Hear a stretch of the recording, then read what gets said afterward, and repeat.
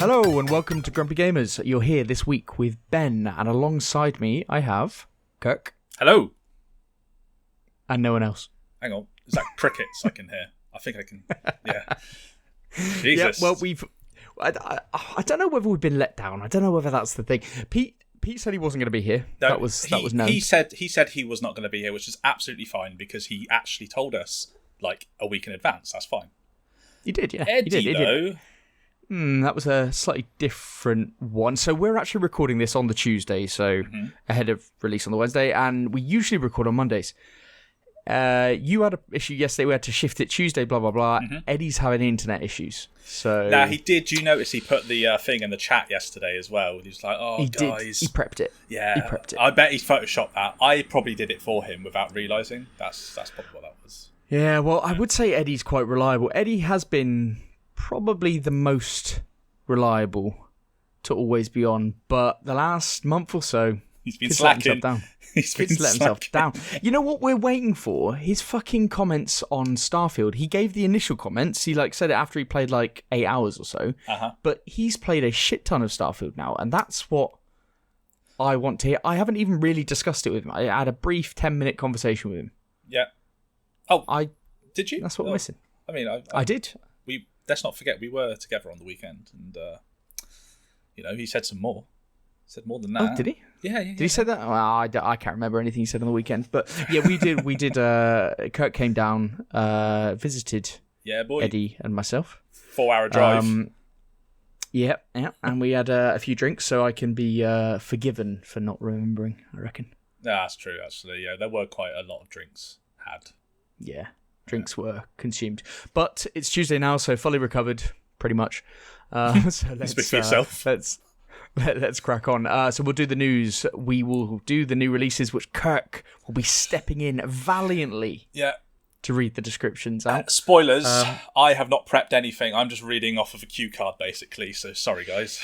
Kirk, I'm not gonna lie to you. It's not a spoiler because you never do anything. For new releases. You don't even look at them. You don't even look at the games. That is true. I don't.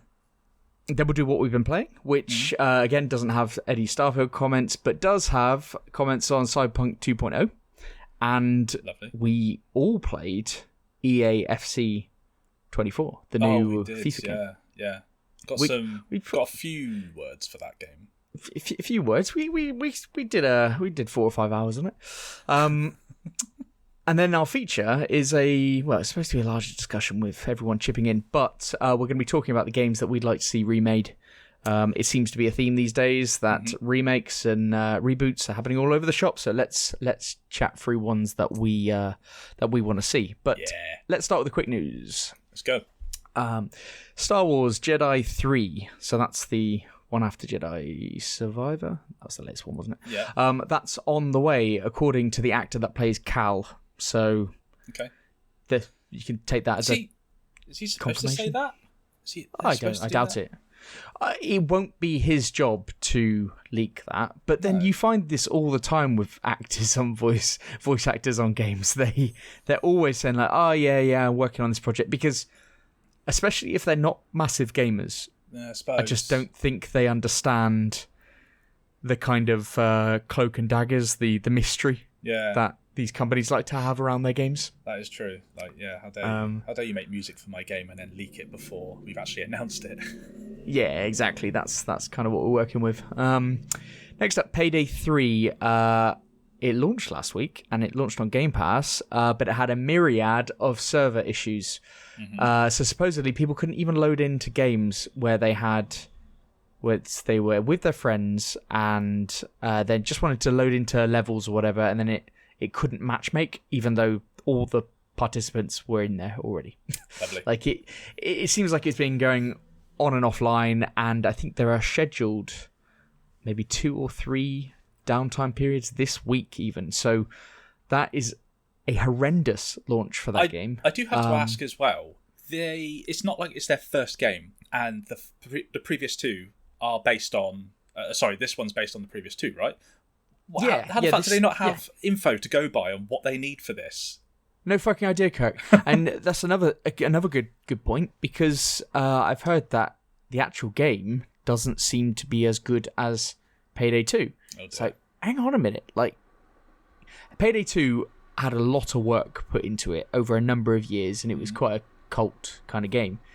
But build on that. Don't just put something out there that then needs to be built on again. I was going to give this a go, but I might have to wait a week. Yeah, I don't know. Like, there are other games coming out and all this kind of stuff. So is it going to get lost? I don't know. I wouldn't mind giving it a go, but not if I can't get a game or anything like that. Yeah. I was hoping it might be like a game that I was using, like I did with Exoprimal. Okay. Just like a background. Nice little one to fill in the gaps. Yeah, exactly. I still reckon you should try Exoprimal. I'll tell you what. I need to tell you this. I downloaded it. I have since deleted it, and the reason being, and you pointed this out at the very beginning, it was to do with how you have to log in for the game, and you have to set up this account and stuff. And I was there. I even did. I just want to point out here, I was able to sit at my sofa and zoom in with my phone to get the QR code. I didn't have to stand in front of the TV like you did, you mug. But it was the fact that I had to go through this whole fucking ridiculous process. And I went, no, do you know what? Fuck this. I can't be asked. I'm done. I'm out. Yeah, and I don't think that's uncommon, because when I started Exoprimal, that screen annoyed me, and having to sign in to the account and all this kind of stuff. And I thought to myself at that point, Eddie would never do this. And that you were right. I thought you would do it, but Eddie actually said he downloaded the game, got to that stage, and then deleted it as well. Which is so annoying, because that game is fucking brilliant. So, yeah, you should get on that. I think that's I'm probably not going to, if they're going to force me to log into an account before I can actually access the game. But it might be in our Game of the Year discussion. I'm not going to be here during the Game of the Year, mate. Oh, behave. I'm going to be in the Caribbean. I'm going to be in the Caribbean. What do you want from me? You have to. Yeah, we can plan around that. You can take your mic, whatever. Okay. Next up, Valve say that there will be no performance upgrade to the Steam Deck for the next few years. So It is what it is. Let's just continue on. That's interesting. Ubisoft have confirmed that it's working on The Division 3. Yeah. I always like the concept of the Division games, but execution was always a bit poor to me. This is the third one. I really liked it. It's been 2. Yeah, it must be all right. There's a bit of a cult following. It's the Tom Clancy games, isn't it? Yeah. I think there is a cult following. I think the Division 1 was that better received than the Division 2, but you're right. Like, there's a cult following to these games, and they are kind of like, they're almost like forever games that you can just continually play, right? I think they are, yeah. So, yeah, I've always liked the concept, but let's see if the Division 3 does it. No doubt I will play it at some point.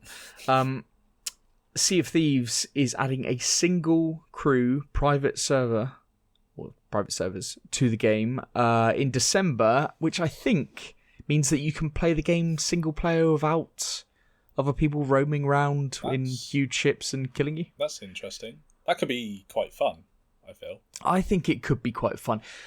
Sea of Thieves has gone from strength to strength. I always thought it was weird because you don't actually level up or anything. You just get like more renown, don't you? Yeah. You don't get better guns or anything like that. I think it's a case of just kind of getting lost in the world, but because you're having to play with real people, you're making the world as you want it to be, almost. Yeah. And you tell your own stories. Does that then defeat the object when you're just doing it by yourself? Not necessarily, because let's take it as an example. I mean, you could look at it in a way where you could do it as if you were as part of a crew, but the stories are just going to be your own, and that can be quite an interesting fact. Like let's say me and you go in there on, like, we end up meeting each other and we have this massive blowout, or one of you're tracking me for some reason because you want to steal my shit, or I don't know why you track me, Ben, but you're tracking me in the sea. You're tracking me in the ocean. I might track you. Yeah. I might track you. And then something happens. It's quite a big thing, and then you're just like, oh, that was pretty neat. I mean, I'm dead now. Yeah, sure, but it's a little story to tell the mates. If you've got you probably ain't got any mates if you're playing single player. Let's be honest. But. Well, maybe. I mean, I do. It's a good looking game, isn't it? Like that's for the art style. For the art style, it's a very good looking game. Yes. It's good looking. I've always been interested, but it's just that kind of upgrade system just always been a bit lost in me. Well, it's not an upgrade system. There's just a non-system. So I don't know, but I'd probably give this a chance. I reckon if you could then, I wonder if it means that you could load into a single player server, but then you could also then stop and then go and play with your mates and stuff like that, and it's all the same character. I don't know. We don't know enough about the game. We don't know enough about that game, but that would be cool. Yeah. Right. Moving on, there have been more layoffs by Embracer. This time at Crystal Dynamics. Now that's the headline. But this has affected 10 people of 274 employees. Okay. So that's just like what would happen after a bad Christmas party. Yeah, it's a small percentage. Some people have smacked some people's bums they probably shouldn't have, and now they're getting chucked out for harassment, basically. No, is that what you're saying? Okay, no. No, that's not what we're saying. That is absolutely not what we're saying. You take a bad Christmas party. I don't know where I was going with that. Okay, look, the fact is they've lost... Okay. Yeah, go on.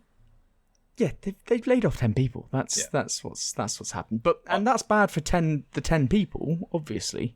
Contractors? But could be, I don't know. But this is the thing that I think people are searching for headlines about Embracer at the moment. I was going to say that. That's probably what it is. Isn't it? That. I know there's restructuring going on, but this is another easy headline for you can guarantee Eurogamer if it was one person, to put out there. If it was one person, it would still be the same.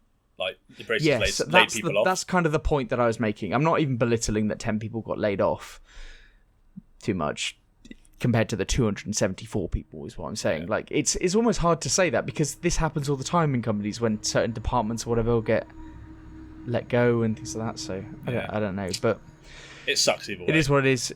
It's a running theme and it's bad for those 10 people. But there is no indication that there was any harassment, Kirk. No. I don't know where my brain went with that. I'm very, very sorry. Let's not take that out of context, okay? But no, we didn't take it out of context. You provided the context that you thought that's fine. It's not though. Oh. Right, and lastly, Unity have backtracked somewhat on its fee plans across the board to make it only games that are made with Unity Pro or Enterprise that will be affected by their new fees. And that's only if they meet some revenue and install thresholds.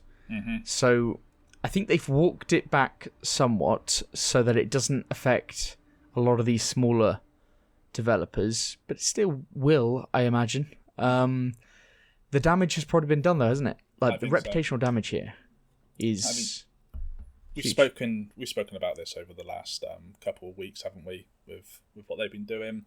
Yeah. And these guys have just shot themselves. They've not even shot themselves in the foot. They've shot themselves everywhere. There's nothing left of them. So they shot themselves in the face. Yeah. It's just, they're gone. They've gone night. So right in the face. That is... It's just fucking weird. But they did apologise and walk back. But I think the trust has probably been lost. If you're a new game developer, you just don't want to go anywhere near it. Well, it's your lifeblood at the end of the day, isn't it? So yeah, and they could just take it away. Exactly. Well, they won't apparently anymore, but they will. They definitely will. Well, but they might. They might. They just said this. Especially when we talked last week about them changing kind of agreements and things like that over the previous months. So sneaky. But that's the quick news. Right. Let's take us on to the bigger stuff then. Okay. I'm so sorry because I've not had any time to prep this, listeners. So you're going to get a bit of a read mode from me on this. Oh. If it's boring for you, fast forward a couple of minutes. It might be 5 minutes because you know what I'm like. I fuck up all the time. So basically, wow, that's good advert. Yeah, no, right? Yeah, they stay for the banter. They stay for my charm. So thank you guys. I don't know if they do. So it's official. It's almost official. CMA, which is the UK's Competition and Markets Authority, has provisionally concluded that Microsoft's revised deal to acquire Activision Blizzard is going to go ahead. So this is after... That's when Eddie would do a woo. Yeah, woo! So Microsoft submitted their revised proposal back in August, where they said that they were going to sell the streaming rights of Activision Blizzard games to Ubisoft that are to be released over the next 15 years. So CMA stated on the 22nd of September that they had identified limited residual concerns with the new deal and they seemed to be satisfied with the proposed deal.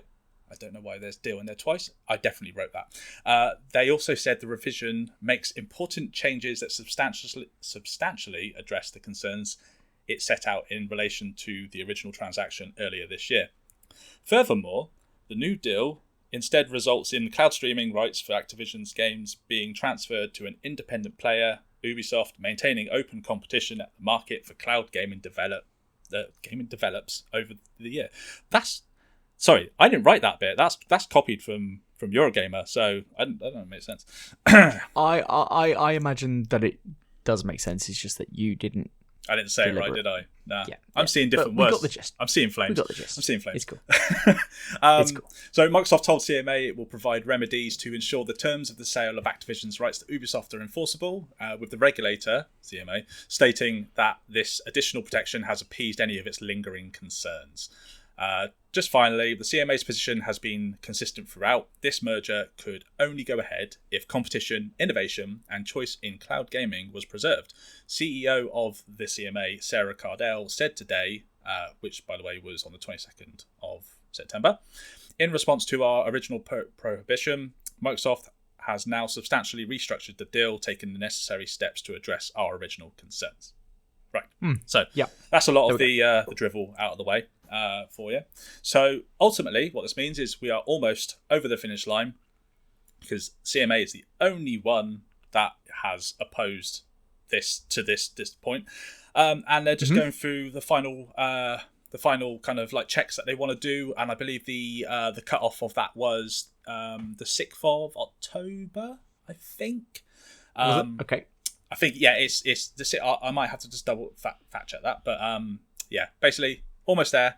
Woo, and then we can stop talking about if they're going to get them and start talking about what we're going to get moving forward, basically. Yeah, exactly. I mean, it kind of puts it to bed that the whole thing with getting Ubisoft involved. We mentioned this when it was like 6 weeks or so, 8 weeks ago, whatever. Yeah. It seemed a masterstroke, didn't it? I mean, it definitely would appear on the face of it to have addressed those concerns, independence, etc. Ubisoft stepping in, I think this still probably suits Microsoft pretty much down to the ground. Yeah. I'm interested to see when we would get things come onto Game Pass when it gets announced as done, signed, sealed, delivered. I think it'd be as soon as licensing stuff has been kind of like all the T's have been crossed and the I's have been dotted, isn't it? Because it does depend on, like, do you think they're working on it in the background? Because I know when the Bethesda one happened, they said that it is a meal to get everything prepared to put on Game Pass. It's not just like a simple click the button, put it on Game Pass kind of thing. It's actually a bit of an effort to do that. So do you reckon they've been doing it all in the background? Because I'd be shocked, I suppose, if all the games weren't ready. I know people were saying like, oh, it'll take time, but they've had so much time with this deal.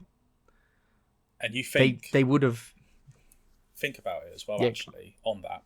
It's a case of, if they have been working on it in the background, for a strategic move, if this does close early October, like it's supposed to, then that's leading into the Christmas period, and they're going to want to sell as many fucking Xboxes as possible. And hey, look, I hadn't thought about that.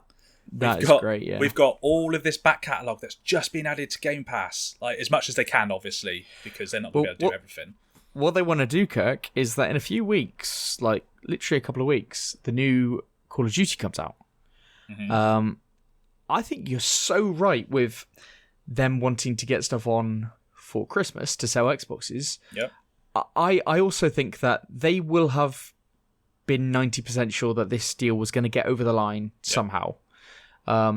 Even if Microsoft had gone to Activision, we want you to prep everything to get on Game Pass. We work with us, prep it on. We will pay you. If it doesn't go through, we will pay you.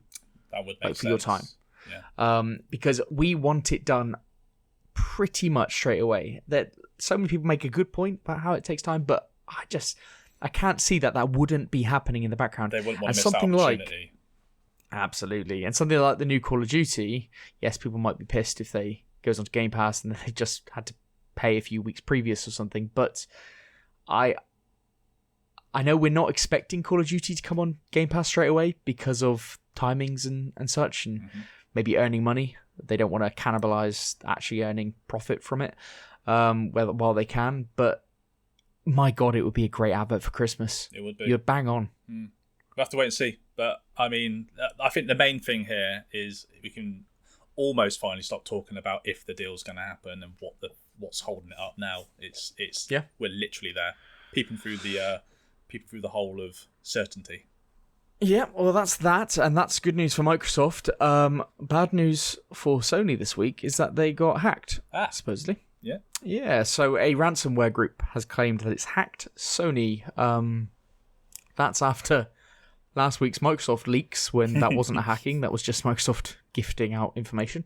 But yes, so Sony now have their own troubles. So the group that did this said, we have successfully compromised all of Sony systems. We won't ransom them. We will sell the data due to Sony not wanting to pay. Data is for sale. Yes. So, yeah, it's out there. So there is supposedly some proof online as well. They did show some proof that they had something, but people have been saying that it doesn't appear particularly compelling information that has been stolen, perhaps. It's 6,000 files, which doesn't sound a lot. Just hoping that it isn't customer data or employee data, because that's the big thing that people, because that's hurting gamers. Yeah. That's yeah, I don't like that. Nobody does. And Sony had in 2011, they had 77 million accounts. Their details leaked and hacked, and they went offline for 23 days. That was during PS3 days, wasn't it? Yeah. Yeah. So it was a huge thing back then. I hope that this does not turn into anything like that and it kind of just goes away. Supposedly Sony didn't want to, well, they've said there that Sony didn't want to pay the money for the information back, which actually I find very hard to believe. So I watched a video on YouTube of somebody talking about this, very knowledgeable guy, and he said, yeah, the thing is, people don't pay for don't pay the ransoms. And I was like, yes, they do. Companies pay these ransoms all the time. Like, this is a legitimate business for a lot of people to ransom people. And there are insurances that you take out for exactly this thing, and you pass it over to negotiators. It's then sorted, and it's paid, and you get the insurance money back. Like, that is a method that does happen. So I find it weird that maybe the demands were too high or something. Well, either that or the files that have been compromised aren't actually that damaging to Sony. Good point, but they may be making an assumption on what has been stolen, perhaps. So you're right. As long as it's not customer or employee data, I think it is what it is. But it could have future plans, etc., or it could be nothing to do with PlayStation. It could be something else in Sony, because Sony is a big old fucking entity, isn't it? So they got 6,000 files of the next slew of TVs that are about to come out over the absolutely. I'm sure they'll be balling after selling that data. I bet they would. But let's maybe we'll find out more about that next week. I don't know. Right. In that case, shall I take us on to the new releases? Yes, right. I'm sure people will be looking forward to this. Absolutely nobody is looking forward to this. But here we are. So, let's start with Overpass 2, which comes out on PC, PS5, and Xbox Series X on September 28th. Identify the best routes and balance of power, speed and precision to overcome obstacles at the controls of a UTV, ATV, or Rock Bouncer. In both solo and multiplayer mode, your talent and choices of technique will make the difference. I'm just going to read out the notes that are here, because I know it will really annoy some people. Looking at a couple of people called Fluff and John. Mashed potato vroomy vroomy game. I did not say that. Those are not my words, that's somebody else's. And it looks like a dirt rally or any other driving game. Ben. Yeah, my thoughts are exactly correct. Well done. It's almost like they came out of your mouth. It's almost like I wrote them. Yes, it looks fine. Okay. I mean, I think if you're a big fan of Overpass 1, then you'll be all into this. Okay. I mean, I haven't But personally seen this one. I'd never heard of Overpass. I haven't, actually. I'd never heard of it. So, isn't this a bit of a saturated market? What, the off-roading side of it? Driving games? I mean, you could... And off-roading? I mean, yeah. I mean, this isn't this isn't a vroomy vroomy game in a traditional sense, in my opinion. Okay, tell me more. Well, just the fact. I mean, I'm looking at it now. Like you said, there are for the first time. Yeah, exactly. Yeah, ATVs. Right, okay. I mean, it's almost like it's a hybrid between something like a rally game, like a dirt rally, sure. Yeah. And maybe I don't know what, like an extreme sports game there is that kind of fits the bill. Yeah, okay. Do you get what I mean? I get what you mean. Okay. Yeah, I get what you mean. You were going to chastise me then, weren't you, you bastard? Yeah, I was gonna have a little go, but that's fine. Yeah, I mean it's a driving game. We've spent far too long on this one. Hey, could be a short podcast, buddy. It's only two of us. Anyway, I know. Let's just deliberate on these for a minute. Right, next, Firefighting Simulator: The Squad, coming to Switch September 28th. Firefighting Simulator lets you experience what it means to fight fires up close as an active part of a major US city's firefighting crew, together with up to 3 friends in the co-op multiplayer or in the single-player mode. I mean, it's a firefighting sim. Mm-hmm. Yeah? Anything else with that? It is. The Steam version looks really good. I don't know, it looks like it would control badly, but it looks really nice. It's got very positive reviews on Steam from 3,600 reviews. That's not a small amount. No, that's not. And this is the Switch release, which immediately makes me think it will look awful. So I don't know. Like this on computer looks quite good. I was going to say, I'm just looking at some pictures now. It's on PS4 as well, isn't it? Or PS5, should I say? Sorry. Oh, is it? Okay. I think so. Yeah. Yeah. And if you're gonna, yeah. I mean, Switch port. I don't know who's chomping at the bit to get this, but if you are, then PlayStation or PC might be the way to go because it does look decent, doesn't it? I got to ask a question though. What is the benefit? Like, what's the appeal of pretending to be a firefighter and putting out fires, which are otherwise usually quite like catastrophic events that happen in real life? What, pretending to be a hero, Kirk? I mean, we all pretend to be heroes, but not all heroes wear capes. Yeah, I'll leave that one with you for a minute. Yeah, okay. Yeah. Do you want to move us on to the next one? Yeah, sure. Yeah. Right. Wild Mender coming to PC, PS5, and Xbox Series X. Are these coming out on Series S as well, or is it just Series X? Yes, yeah. Kirk, it's like you're not on any fucking podcast. I'm not. Like this is always the case. It's Xbox when we put Xbox and then it's S and X. You see, I'm reading that as Xbox Series X because you've got it as an acronym. You're a fucking idiot. I don't think I am. I think that's a very valid point, so go fuck yourself. So this comes out on September... Same every week. September 28th. A desert gardening survival game. Start from a tiny spring and cultivate a blooming garden. Explore a vast world amid the sands and uncover its mysteries. I don't like the sound of that. Can you defend against the relentless forces of nature and mysterious wraith corruption? I fucked up there. To bring life to a dying world. So, looks like it's a nice little survival game. It is. It is. It does look nice. Basic, but nice. Okay. Yeah. It's well presented. I think it looks atmospheric. It looks relatively cozy looking.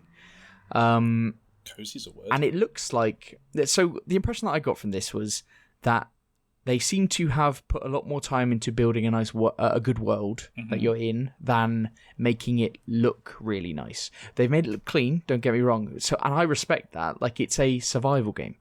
Survival games are based on mechanics and the world that you're in, and do you want to be there? And this looks like one of those games where you could want to be there. So, yeah, I don't think it looks bad. I'm just looking at it now, and based on what you just told me, there's a couple of areas that look pretty ropey, but otherwise it does look really. I hate using this because it's the only thing I can ever seem to say with these kind of games, but it looks really charming. It does. Yeah. I will second that, yeah. Cool. All right. Right, moving on to Cocoon. I have actually heard about this game. It's a puzzle game. Spoilers. So, this is coming out on PC, PS5, Xbox Series X and S. Is that better for you, Ben? PS4, Xbox One, and the Switch, September 29th. From Jep Carlson, the lead game designer of Limbo and Inside. Why did they do that? Why did you have to do that? Well, to be honest, like, it does sell it because Limbo and Inside are pretty fucking iconic. They are, I suppose. And this game definitely looks like one of those. It's got the art style for them. Anyway, Cocoon takes you on an adventure across worlds within worlds. Master world-leaping mechanics and solve intricate puzzles to unravel a cosmic mystery. I'll let you take this one. Yeah, it's Annapurna Interactive. They publish it, I think. So it has all the hallmarks to be something that is really good. Like, it looks really good. It reminded me initially when I started looking at like Death's Door or Tunic or whatever without the combat, but it's that kind of like aesthetic, nice stuff. But definitely a Death's Door looking game. Death's Door, yeah, but then it goes to different.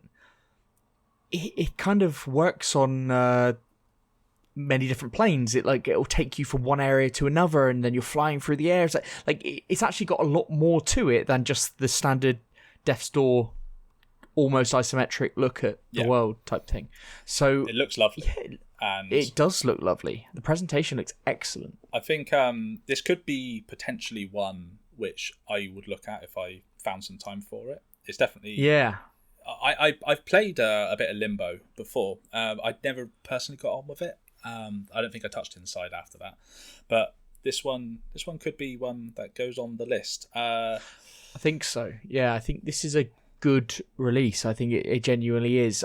I don't know whether it will get a bit lost in everything coming out. But yeah, it's a bad time, isn't it?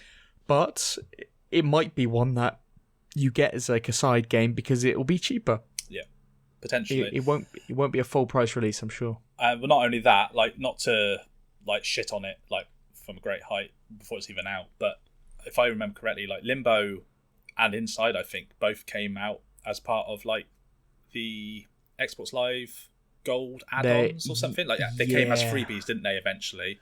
So I feel like this would be another one of those things that gets tagged on as an upsell to something at some point in the near future, even coming to Game Pass. Maybe in the near future. Yeah, I think this would do excellently if it came to Game Pass. Yeah, definitely. It looks exactly that type of game. Yeah.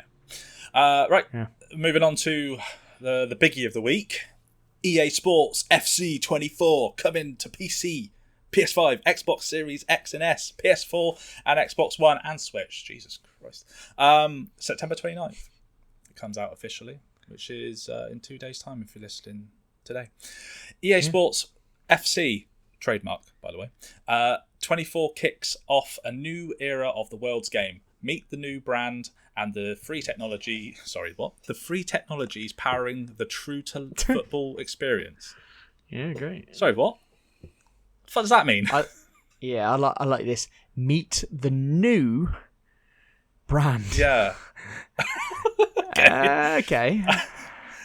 Yeah. I'm completely thrown off by this blurb. Right. First off, they're not actually. Where's this blurb from? I don't know. Pete got it. Okay. Pete sorted it. I mean, there's not. But you do know. But these big games, they don't put much in there. They don't. There isn't much of a blurb. They just go like, "All right, it is what it is." No, I get that. But how many people know about FIFA disbanding from EA at this point? Like, I know gamers do, but what about your average Joe? Like, I do think it's a great point. I don't think they can reference FIFA, but they could have said like the world's most popular football game or something like that. Yeah, exactly. but from the makers of, or something like that. Yeah, they could have done something. This, I don't know where Pete got this from, but we have played this game, haven't we? We have. So we'll talk about a little bit of that in a minute. So, yeah, we'll talk about it in a minute. Yeah. And finally, this week we got Silent Hope, which is coming to PC and Switch October 3rd. Explore, fight, and produce items to grow stronger as 7 distinct heroes in this silent world. Guided by the princess, you'll delve into the abyss and learn the mysteries of the king and his now ruined kingdom. In a world without words, what hope is there for humanity? I said that really well. What do you reckon? Yeah, you weren't. What do I reckon of what you just said? No, the game. No. I don't want praise for how I said it. Sorry. I understand. Or critique. Yeah, critique the game. Right. To me, it looks like a bit of an old school Zelda clone. Okay. I thought it looked quite decent. When I was looking through the new releases, I didn't cull this one because I thought it looked like it could be quite good if people like the older Zeldas. I'm just having a quick gander. Okay, timely. That's good. Yeah. Just having a quick gander. Yeah. Lead protagonist looks like a Link clone. Yeah, that's good. Yeah, and also sounds quite Linky. Oh, does it? When swinging the sword and stuff. Yeah. Okay. So, very much so. All right. Well, I mean, how do companies get away with things like this? Like, I don't know. I know you're not like full on. To me, it sounded identical. But you're not like full on ripping off an IP, but you are like clearly taking a voice. Exactly. I don't know. It sounds. I think it sounds like Link in Super Smash Bros. I think that's what it sounds like to me. Anyway, well, that's what I got from it. All right. Shall I do a pick of the week? Yeah, do it. Yeah. Well, none of the other games actually interested me other than Cocoon, so I'm going to make that my pick of the week. And I think that's fair. I think that would be the one to go for if you're going to go. So there you go. I think that is a fair choice. I think so. When I was looking through this earlier, just before we did the podcast, I clicked on Twitter and I saw Pure Dead Gaming had their September's amazing for games type thing, and one of the 4 images they had there was Cocoon. So presumably people are interested in this game. I mean, I think it's going to hit the right audience. I think there's enough people out there that know about it that are going to go. That's it. Yeah. So.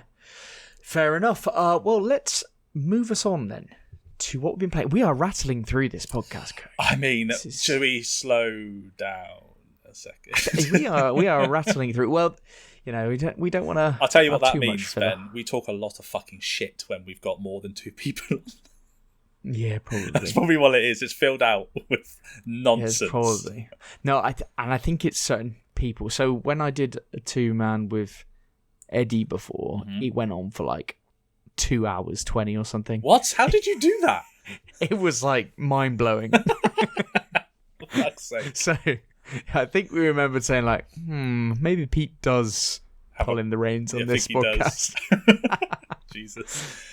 Well, do you want to take us on to what we've been playing?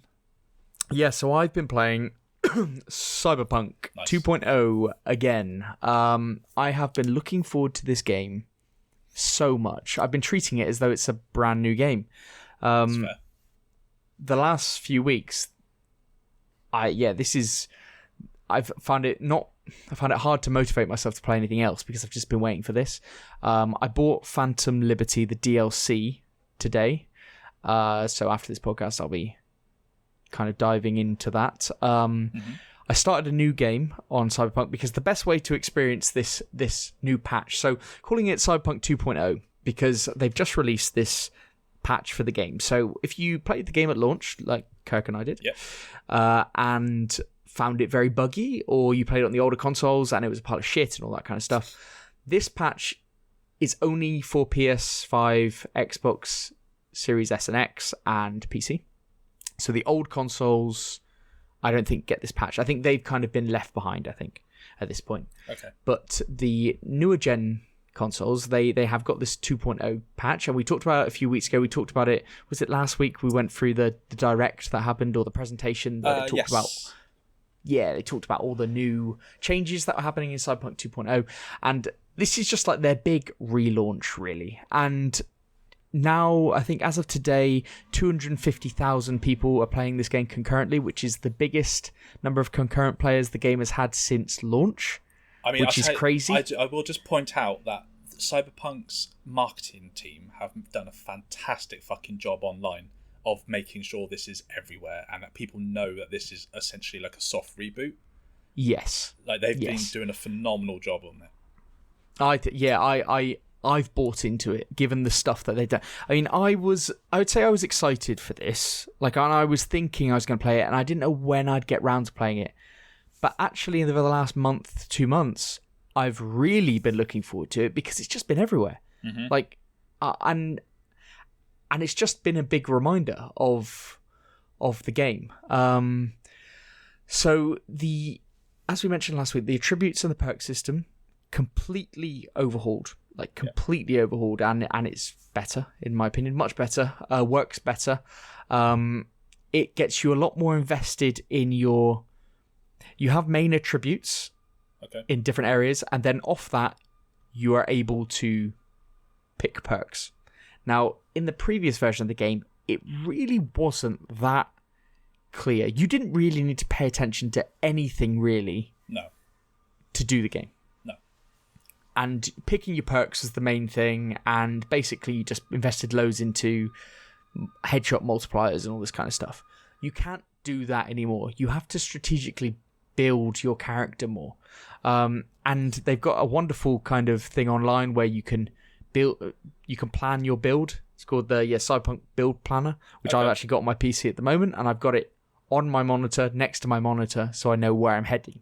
So just a quick question on this building of the perk system.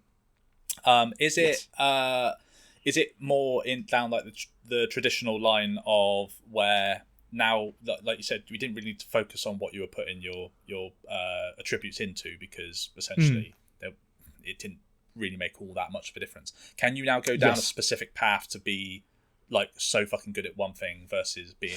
Yeah, in a way. So before, when the attributes, I don't think they really mattered. Now, where you put your attribute points dictates how many of the perks in that area are open to you. Okay, cool. Yeah. So you invest more in that area, you get more, and it's certain thresholds. Like, you need 4 points to get the first layer, and then it'll be 9 points to get the second layer, then 15, then 20. So the maximum points you can invest in a certain attribute is 20, and you get 1 point per level.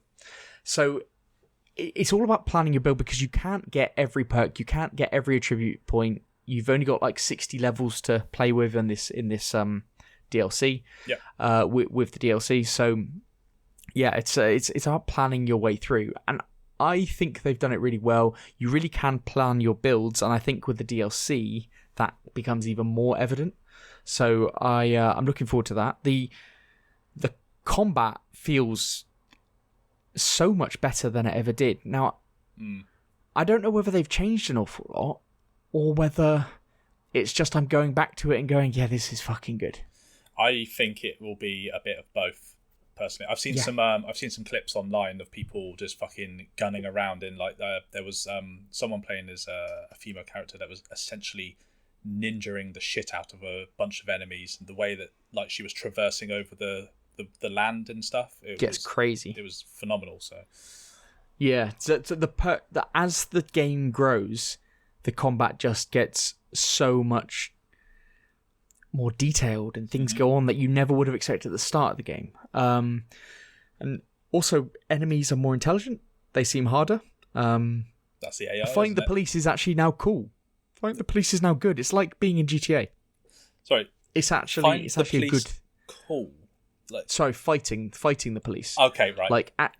Like that's actually now a thing that you might spend 5-10 minutes doing, and getting up to as many stars as you can, and then trying to evade them. Okay. Which essentially jumping into the water and then seeing. then they give up. Apparently, they don't have like things to get into rivers, boats, and stuff.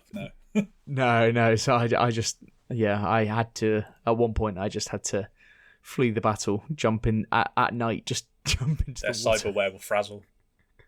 Yeah. So, and they've got loads of quality life issues sorted as well. One of the things that they've done is about the health packs. Like, do you remember when we originally played this? You'd have like 25 health packs on you, like at all times. So like, yeah, you'd have so many health packs. You pick them up everywhere. They don't have that anymore. Okay.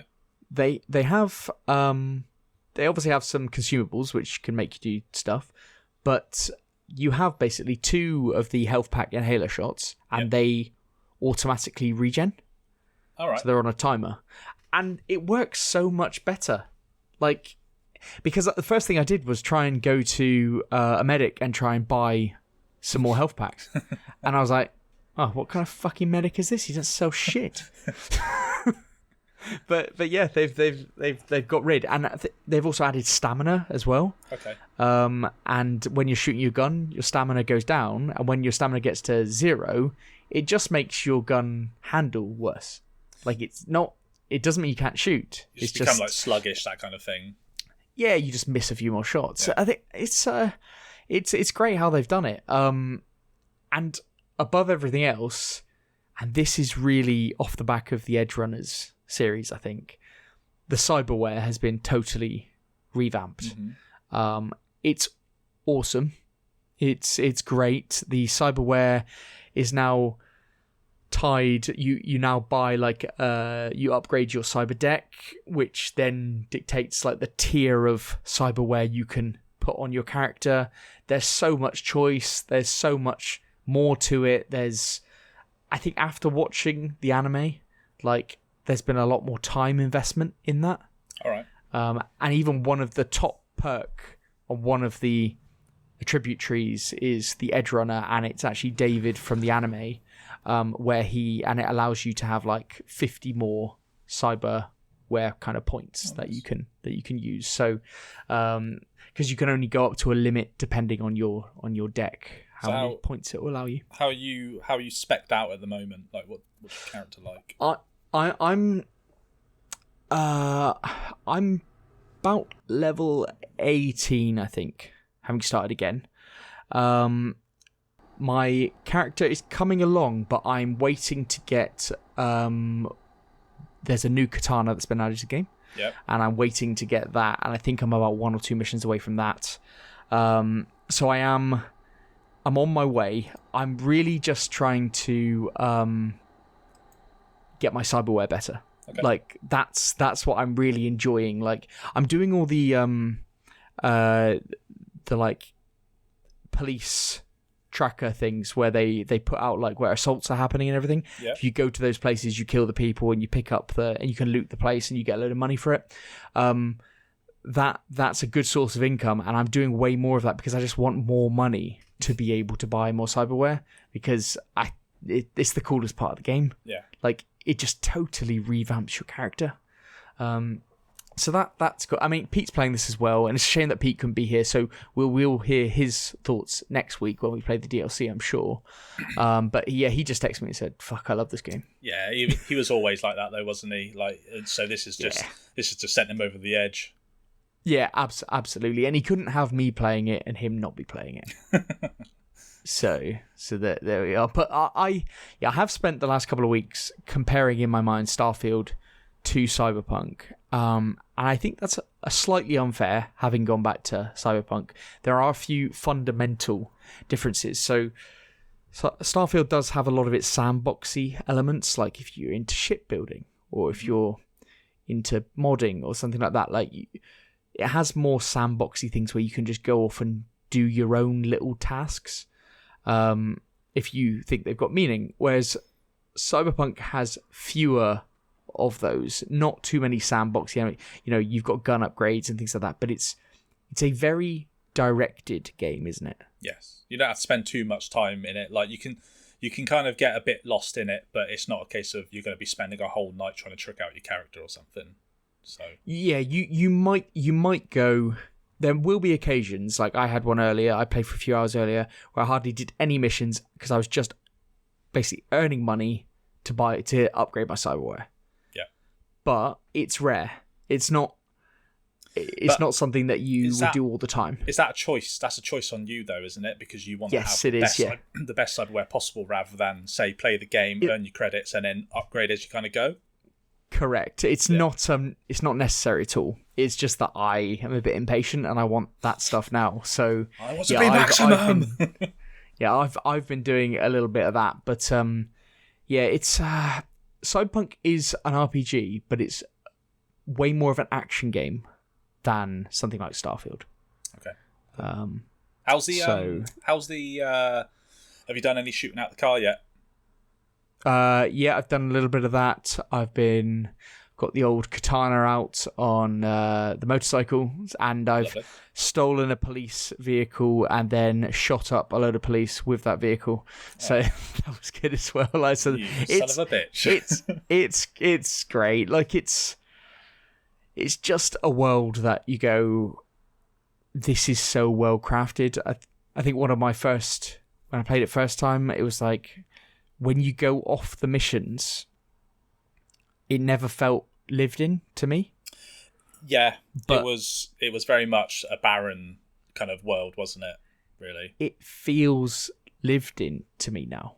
Cool. Like, this feels lived in. This is and the stories are fantastic. They're so well crafted. That the character interactions, the emotions, you care about the characters, and it feels genuinely meaningful when you're having interactions. So awesome. It's lived up to exactly what it was.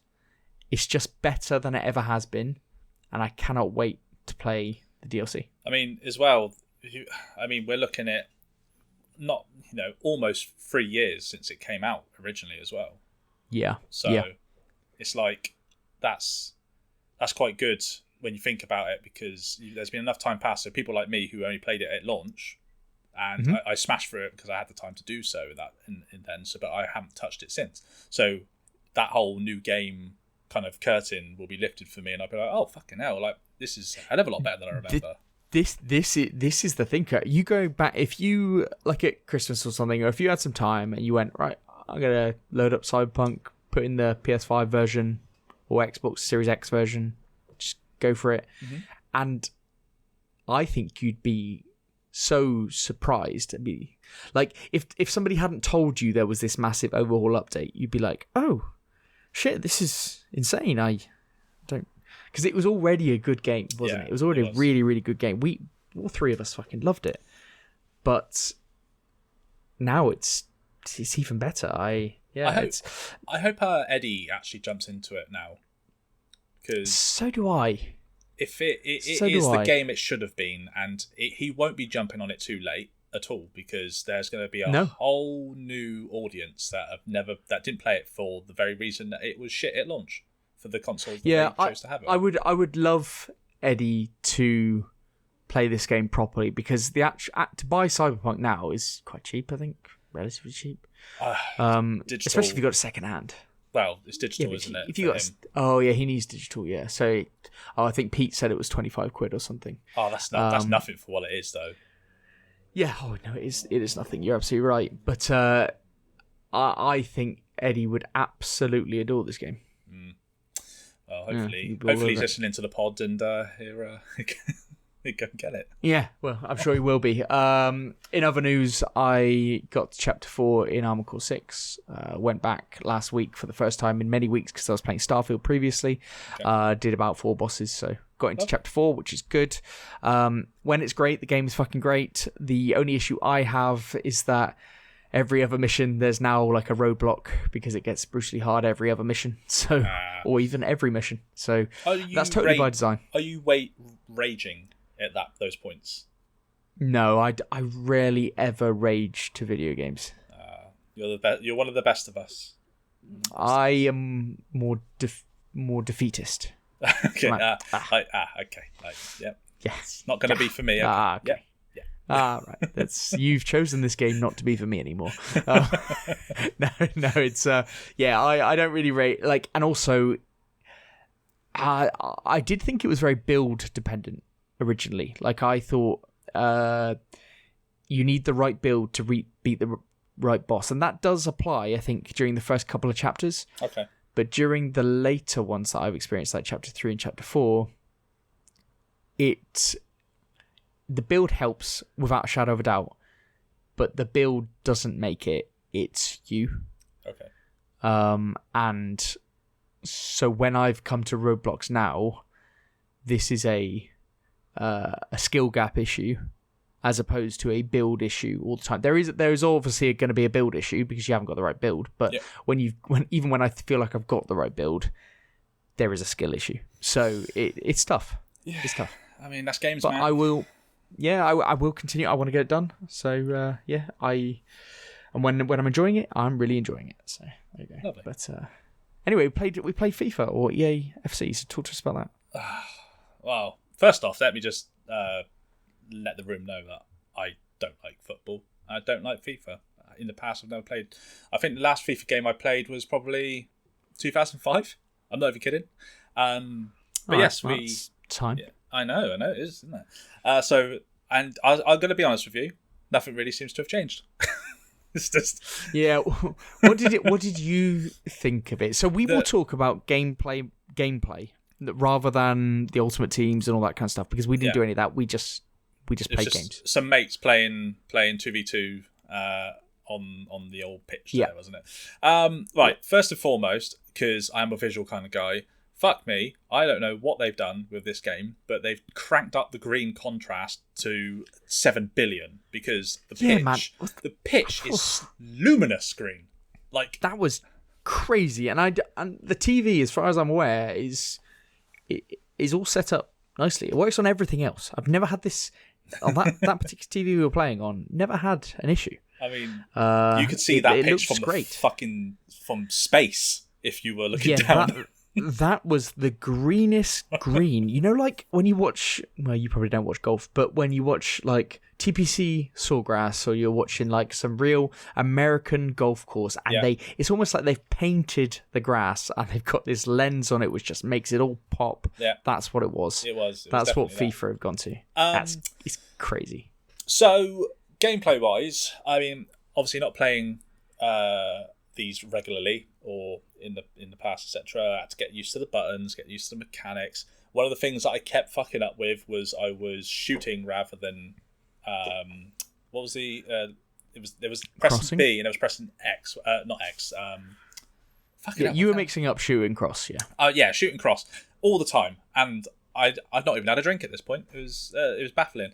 I don't know what it was that I was trying to do, but I was just Anyway, so playing the game, I think I understand why people enjoy it, and at the end of the day, they get to play as the teams that they love, and there seems to be some sort of, I don't know, people resonate with that for some reason, but I don't like the animations in it, and I would have thought by this point in, let's bear in mind that EA are the champions at what they do with this, because they've been working with FIFA for God knows how many decades at this point. I would have thought that there would be some sort of more fluid way for them to play this game. And Eddie brought up a good point actually, and this is one of my bugbears with it. Is he said about if you go to tackle me, I know that your character's going to be in that animation for like half a second, and I know how to react based on that. Eddie did say that, yeah. And to me, that is like, you shouldn't be able to tell like that the way that the character moves should be a lot more fluid than that. And I know it's a video game and it's very quick with the way that you move around. It has to be. I'm guessing there's a reason for it, but they should have figured something out by this. So it feels really janky, in my opinion. And also it gives Eddie a fucking edge when you're playing against him, which is not what you want because the bastard's really good at the game. He's good. He's good. Yeah, he's all right. He gave you a bit of a pacing, didn't he? He did. I mean, I'm fucking dog shit, mate. But I did score a goal. I scored a goal. I mean, yeah, against our friend Jack. I scored a goal. Is that the only goal you scored? I think so, yeah. Oh, wow. A bit embarrassing. The other thing is, and this is me being nitpicky, but I don't. Again, when your character, did you see the marks in the pitch, like from how they tore up the turf? Like, no, I didn't know. Okay, well, there were massive chunks of brown underneath, like from where like someone slid or something. But I just don't believe that amount would happen, and it left a lot of dotted brand marks over the screen. It's just shit like that I don't like. It kind of takes me out of what I'm trying to actually do. It's just a good job I was there with my friends. So yeah, well, I mean, it was the perfect game for us because we played it on Game Pass. I got it on Xbox Game Pass, the ultimate thing. You could get 10 hours free trial, so you just go onto the Xbox store because you're EA Play. You go into I think it was James on Twitter told me. I think that's you do that, and I think you can probably do it on PlayStation as well, blah blah blah, if you've got EA Play. But you get 10 hours free, and so it's perfect for us because all you guys were coming around. Let's play FIFA for the afternoon because it's the new one. The last time I've played basically every FIFA, because you always end up playing FIFA when pre-drinking at someone's house or something like that. That happens at some point. Yeah. And I've played football games throughout my whole life. As a child, like, obviously I played FIFA absolutely relentlessly. So once you've played one FIFA, you can play every single one. Like I beg to differ. You probably couldn't play in 2005, and you can't play now either. So that's fine. Yes. But so the last one I played properly was FIFA 18, and I was in Ultimate Team on that, and I loved it, and I played loads of it, and I loved it. But then I haven't played in recent years because I can only play a few games at a time before getting really bored. I can't just play this game relentlessly. It's really difficult. But I do actually want to get into it this year on the Switch version because I love playing FIFA in handheld. I think it's great. I don't know. You've mentioned that once or twice before on the podcast, mate. So I'm really interested in the review scores on the Switch. Now, if it's tragic, I won't get it. But if it's good, I will. I just don't want to sit at my monitor and play this on the Xbox or on the PlayStation 5. I just do not want to do it. Not for me. But I was hoping that playing this would get me really up for it. But it didn't. Like, you're right, without really even knowing, having played last couple of years, but there doesn't seem any change to me. Like, this seems like this is just another FIFA game. If somebody had said that this was last year's game, I wouldn't have batted an eyelid on the pitch. Like, it's the same. So I have a question. I have a question for you then. Why play it? What's the benefit? Ultimate Team is the reason. Right. If you're not into, if there isn't a mode on it that you're really into, then what's great about Ultimate Team is that you're building a team with cards and things like that. And like, I love a card mechanic. I'm all about it.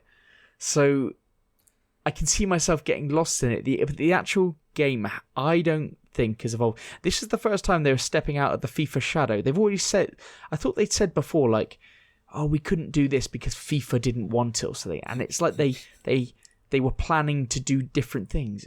They've done nothing. it doesn't appear like, I haven't heard of any crazy modes or anything like that. It's just like, it just seems a bit of just okay. And maybe they are just cashing it in this time. Maybe they just do want to have the same looking game this time because then that's how they sell it.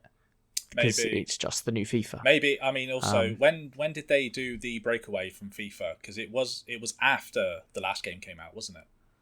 So yes, I do wonder if maybe they'd obviously been into development of the next year's one, and maybe development was too far along to change something. That could be a good point. Or maybe this is a case of the lack of competition in football games. Until FIFA get their game out. yeah. But I hear that, is it eFootball? That one, I hear that actually on the pitch now is a lot better. It's actually kind of... Is that the Konami quite one? Good now. Yeah, that it's actually quite good. The problem with that game, it would appear, is that there's no fucking modes, there's no teams, there's no stadiums. Like there's like... So what is it? There's only a handful of things that you can play an exhibition match. Like, so it's not really a game. So I think FIFA's kind of the only option, and I just wonder whether they're just treading water with it because they've got no competition. I found it all a bit disappointing, to be honest, but I don't really know. Am I expecting too much? Maybe. I think maybe you are. It is like you said. They don't need to do anything. There is no competition. Like there's no room. There's no need to innovate when you have no one to innovate against. Yeah. You've got the market by the balls, essentially. No pun intended. Yes, absolutely. So Oh, that's that. But so we'll see if I get it. I reckon you don't will. know. I reckon you will, just for a short while. If it reviews well on Switch, I could dip in. But anyway, that's what we've been playing, I think. Yeah. So our feature this week, it was kind of inspired, I think, a little bit by the Cyberpunk 2.0 patch, because that feels like a new game to me. Soft reboot. Yeah. So we're now going to be talking about games that we'd like to see remade or rebooted going forwards. All right. So I don't think we've done this before. I don't think we're recycling old content. I don't think Hopefully. we are. Hopefully not. We've probably spoken about some of these in other features or just in conversation, but I don't think we have done this, no. Well, the thing is, at the moment, like, I couldn't think of a topical. The best features are like the topical ones, I reckon. Mm-hmm. But couldn't really think of that, and then everyone dropped out. So yeah, I know. And at least we're here. We're holding a candle, keeping the flame alive. So we are. Fuck those guys. Yeah. You get what you get as well, listeners. That's Okay. Well, you built it up there. So we'll kick us off with a game that you would like to see remade. All right. We'll start with Resident Evil 1. So this is. I know we had a remake for the GameCube, but we have not since had a remake that brings it up to modern day standards, because the GameCube version is still essentially the pre-rendered backgrounds, which obviously look lovely, and they still look great to this day, to be honest with you. But the whole game itself is extremely dated with its mechanics, and the way that you control your character still has the tank It's controls. the old camera style, isn't it? It's the pre-rendered backgrounds that have set cameras in certain corners or something to see your character. You got the whole tank control aspect of it. But I'll be honest with you, this is actually one of the only Resi games, like one of the mainline Resi games at least, that I never actually completed. I think I got quite far into it, but I just never ended up getting around to finishing it. Resi 2 was the first one that I actually truly completed, from what I can remember. And I want to be able to complete this because, I mean, it would be great. I just feel like, given the love that they gave 2 and 3 and 4, it would make sense that they are going to re-release 1, wouldn't it? Let's be honest. I think it would make sense. I think they're working their way through. But I mean, it's one of those. I think the thing that they have to make sure they do, though, is obviously, like I said, get rid of those tank controls. Like, we need to have the over-the-shoulder third person view, but you need to keep some of those cheesy lines in there. So one of the infamous ones is when Barry says, "Oh, you were almost a Jill sandwich." Like, that's literally like this, when Jill almost gets squashed by like this ceiling to floor dropping pendulum thing.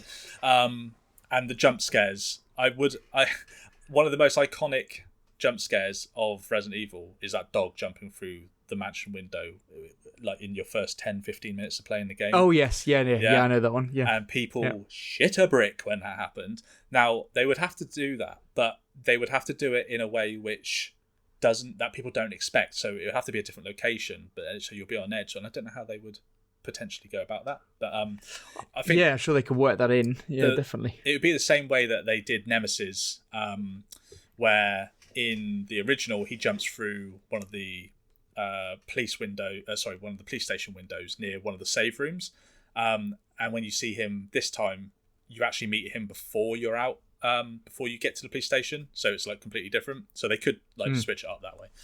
But yeah, I would also like to see how they do the first moment that you ever see one of the zombies, because again, that's one of the most iconic scenes in horror gaming history, when the zombie looks over his shoulder when he's eating someone. That's true. I thought they handled in Resident Evil 2 remake, I thought they handled that opening sequence really well. Yeah, they did. They've definitely got the knack of remaking these. I actually had Resident Evil 1 on GameCube. I bought it on the day it came out, actually. Lovely. I did not complete it. Why not? It was too scary? I don't know. I genuinely actually think Resident Evil at that age was too hard for me. Okay, that's fair enough. I think it was just too hard because, with limited saves and all that kind of stuff. Yeah. And I don't think I was Ammo that capable. as well is the other thing. Yeah, exactly. Like, scarcity of ammo and scarcity of save points are two things that I do not get on well with in games. So yeah, I think it was just a bit beyond me. So I never completed it, but I'd be interested to see a Resident Evil 1 remake for sure. Maybe soon. What about you? What you got? My big one is Zelda Ocarina of Time. Ah, yes. Now, this will be contentious because I'm sure so many people will say, no, Ocarina of Time was perfect, blah, blah, blah. It got its 97 or its 98. Yeah, all great. But it's old as shit. And I don't want to play it now. I played it a little bit when I was younger, but I never actually had an N64. Did you not? I might have acquired one later on. No, I don't think I did. I played the N64 all the fucking time because one of my best mates at the time had one. We used to go around to his house every night. We used to play Perfect Dark and Conker's Bad Fur Day and all that kind of shit.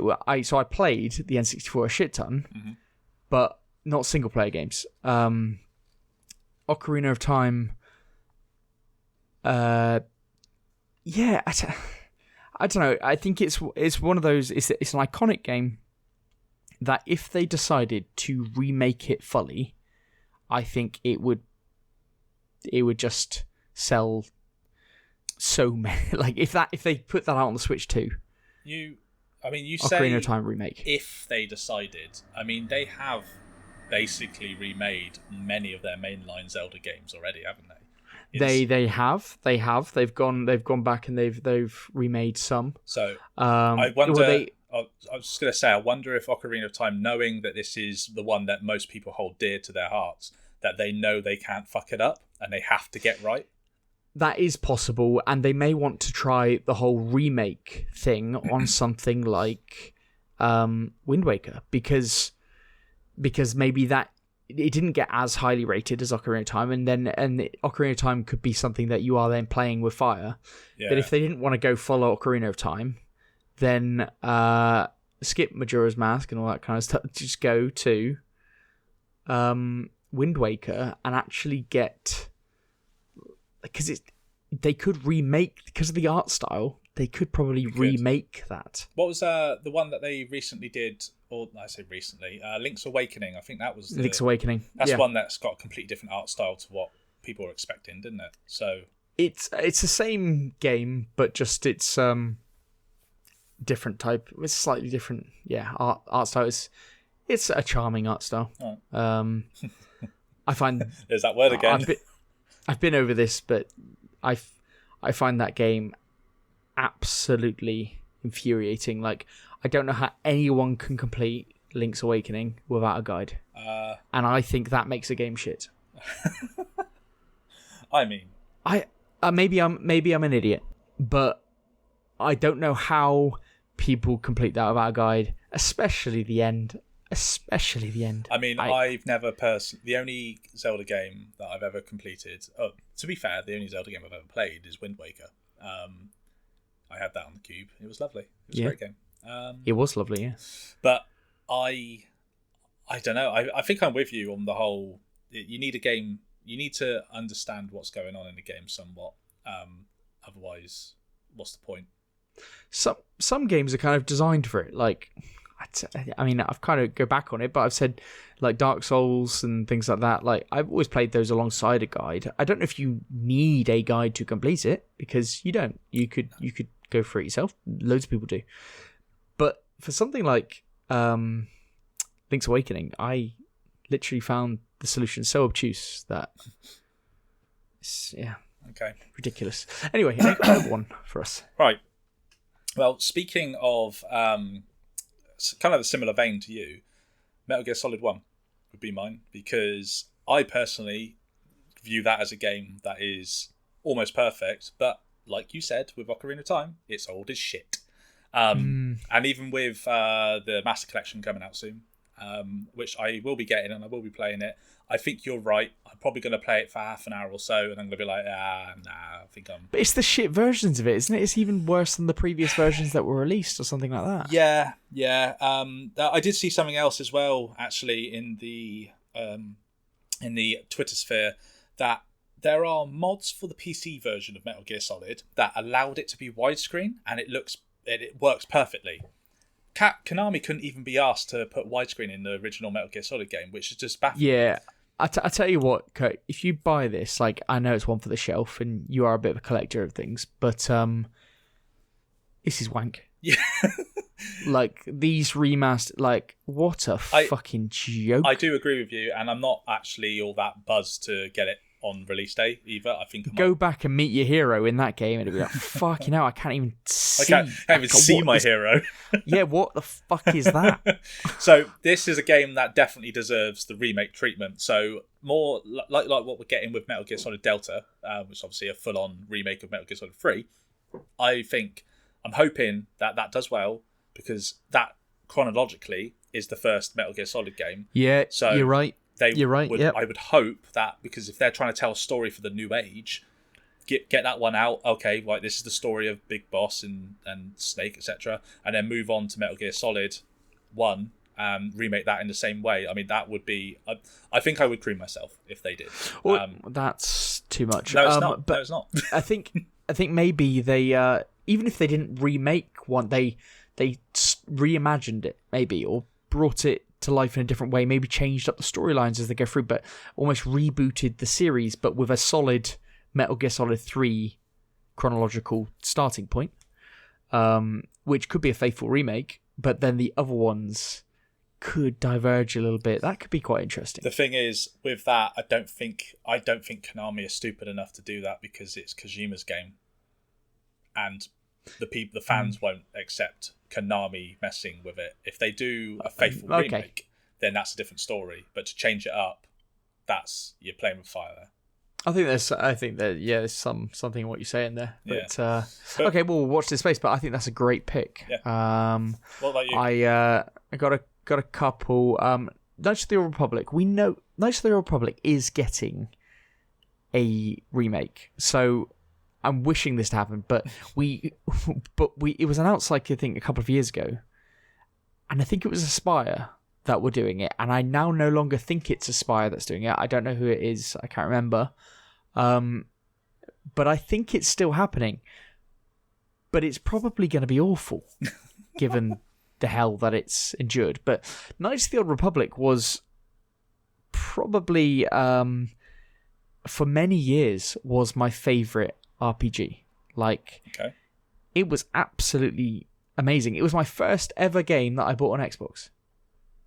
Really? So I had my original Xbox, and when I say I bought, the game my parents bought me on the original Xbox was Knights of the Old Republic, and I absolutely adored it. So yeah, it was one of the most immersive experiences I've ever had. I played the Knights of the Old Republic on the Switch when that came out last year. Or Aspire, shouldn't really badmouth Aspire because they gave us a code for that one. Mm-hmm. But yeah, that was good as well. Like, I loved going back to it. Like, it was great. But I would absolutely adore if this remake actually happened. But who knows? Who knows whether it's actually going to happen. But and then the other one that I've got on my list, I'll mention briefly, is Eternal Darkness. Okay. Did you have that on the GameCube? I didn't. Talked about this before? I don't think I did, but I do. I know some friends had it and they adored it. I don't know how it would translate these days, and it would be more of a nice thing to have. But back then, it was very much the Metal Gear Solid thing about playing around with the controllers and save files and weird things happening on the screen and all this kind of shit. Yeah, like it was very much following that, but. In terms of horror games on the GameCube, it was up there with the very best. Yep. It was it was a breath of fresh air. It was a 9 out of 10 at the time, and yeah, it'd be cracking to see that series that rebooted. I think there was just one game. Who was it? I think you're right. Who was it who made it? Do we know? I will look it up right now. Okay. Eternal. Because hope if I can. I feel like I've heard this kind of be thrown around as something that could be. Yeah, so it was made by Silicon Knights. They were. Yeah. But if you go on Google and type in Eternal Darkness, there's Eternal Darkness 2. Is that cancelled? That might have been cancelled. So there was going to be Eternal Darkness 2, I think. And then Eternal Darkness Remake is the third one there, actually. And somebody even... Game Rant in April of this year said, Eternal Darkness director would like to see a remaster. So... Okay. Oh, and then we've got a Nintendo Life. Have said Night Dive Studios wants to remaster titles like Eternal Darkness. So, I don't know. Might be on the cards at some point. Wait and see. Yeah, that's a good one. But have you got any ones to close us out? Yeah, I've got a couple. Nice little quickie here with Burnout. So. Do we need that? Sorry. Do we need that? What you saying that no one wants a Burnout? We had a few other driving games come out this week. This one, okay, that's weird. I personally would love to see a Burnout remake or reboot. A reboot is what it needs, not a remake. But what they need to do with the reboot is they need to go back to what the third and fourth games were, which were Takedown and Revenge, because they were the more arcadey style, like set track kind of thing where it was all kind of like pre-programmed what could happen rather than being open world like Paradise was, which there's nothing wrong with Paradise. It was actually a good attempt at an open world game for a Burnout game, but it's when open world games were starting to become more and more popular, so they had to obviously jump on that bandwagon. But obviously Criterion, who were the developers, they got bought in by EA, and then EA disbanded them to go and do Need for Speed games and stop doing Burnout games. Which is just shit, because Need for Speed isn't exactly the big hit that it once was. So that's the kind of thing. Like, it's just these kind of games, these Burnout games, in my opinion. So I barely played Need for Speed games. The Burnout, though, there was something that resonated with me, and it was just cool. It was like that cool older brother of a racing game. I don't know if that makes sense to you, but does it? No, you're not saying anything, so I'm going to go with no. I don't know. Yeah. All right. I wish Pete was here. I don't think this... Yeah, because he's into it, isn't he? Yes. Yes, he is. I don't think this game would hold up now. I beg to differ, personally. But okay. Yeah. But speaking of games that don't hold up, Pokemon Red, Blue, Yellow, they're not games that hold up very well. Although I know we all have nostalgia for them, but I'm not going to play the original. What I want is a one-for-one remake of these games. I tell you what, I'd love that as well, but they're not going to do that because they did Let's Go Pikachu and Eevee, and that was the dumbed down version. It was super, super easy. That's the fucking problem with Pokemon games these days, that they just made them so fucking easy. Well, maybe not the latter stages of the last one. So, but why not do a one-for-one remake? Well, because they kind of did. I don't think they kind of did, but then they changed the catching mechanic. Yeah, and that's one of the biggest parts of the game. I know, I'm with you, but what I'm saying is, I don't think they will do. I don't think they will ever do this, even though I'd love them to do it, because of that fact. What I would like to see is they won't do this because Pokemon's too huge. Pokemon is too huge. But what I would like them to see is actually go onto the Switch 2 and actually put some time and effort. Maybe skip a year, which they won't do because they've got to sell Pokemon cards, etc.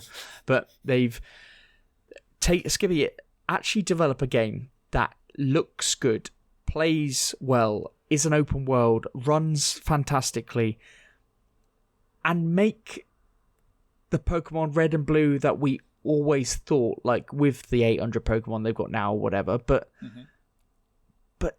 that world at that time was the best thing. Yes, it was.